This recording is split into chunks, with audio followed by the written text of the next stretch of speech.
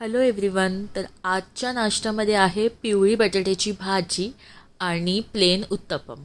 तर आज बऱ्याच दिवसानंतर मला असं काहीतरी साऊथ इंडियन खायची इच्छा झाली आणि आज आहे धनत्रयोदशी. तर त्यानिमित्ताने रांगोळी पण काढायची आहे, पण आज म्हटलं सगळं आवरून घ्यावं आणि दुपारी निवांत मी रांगोळी काढत बसणार आहे. यावर्षी ना असं झालं आहे, मला चंदनची एवढी आठवण येते आहे ना, असं वाटतं की एकटी दिवाळी आम्ही सोबत सेलिब्रेट करावी.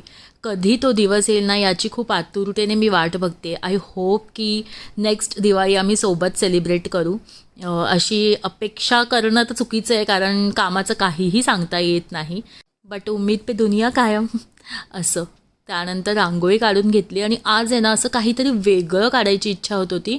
तर या पद्धतीची रांगोळी काढली. फ्री हँड आहे आणि संध्याकाळी पूजाही करून घेतली आहे. आज धने पूजतात, धान्य पूजतात आणि यूट्यूबवर तर एवढे व्हिडिओ आहेत ना की काय सांगू, कोणाचं काय फॉलो करायचं ना काहीही कळत नाही. बट जेवढं मनाला पटतं आणि जेवढं समज आहे त्या अकॉर्डिंग मी करते.